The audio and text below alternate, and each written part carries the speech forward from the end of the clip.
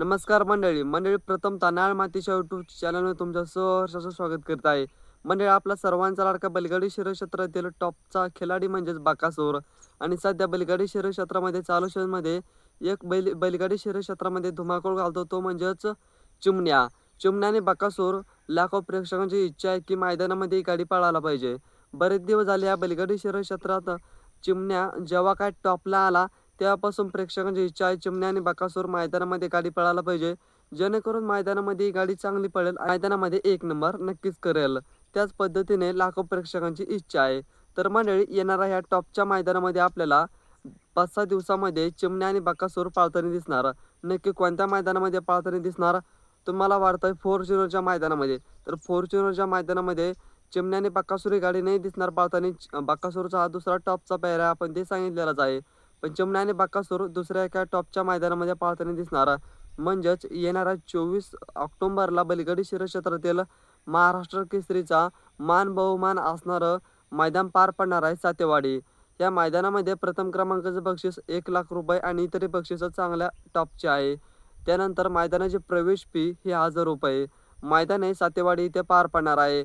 मैदानाला महाराष्ट्र केसरीचा मान बहुमान आहे. मैदानाचे 77वे वर्ष आहे.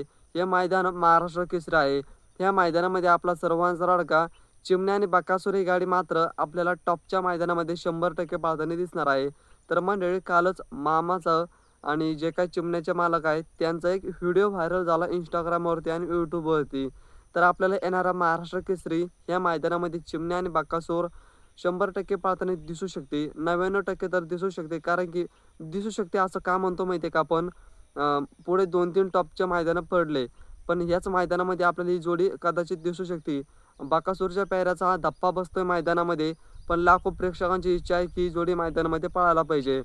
पण नक्कीच हे चालू चरणचं महाराष्ट्र केसरीचं मैदान आहे आणि नामांकित यात्रेचं मैदान आहे. त्यामुळे या मैदानामध्ये आपल्याला ही जोडी मात्र पाळताना दिसू शकते. नक्कीच सातेवाडी महाराष्ट्र केसरी मैदानामध्ये चिमण्या आणि बकासूर जर पळाले तर नक्कीच त्या मैदानामध्ये बकासूर एक नंबर करेलच आणि पुन्हा महाराष्ट्र केसरीचा मान बहुमान बकासूर 100% त्या मैदानामध्ये मिळवेल. मैदानामध्ये चिमण्या आणि बकासूरच्या गाडीला गती नक्कीच लागेल. पण मात्र या महिन्यामध्येच आपल्याला बकासूर आणि चिमण्या 100% पाळताना दिसणार आहे. तुम्हाला काय वाटतं? गाडी मैदानामध्ये पळाली तर कशी पळेल? खतरनाक आणि चांगली टॉपची गाडी मैदानामध्ये पळेल. येणाऱ्या सातेवाडी मैदानामध्ये ही गाडी नक्कीच पाळताना दिसेल. तर व्हिडिओ आवडला तर एक लाईक करा, चॅनलला एक सबस्क्राईब करा. भेटूया पुढच्या एका नवीन व्हिडिओमध्ये. धन्यवाद.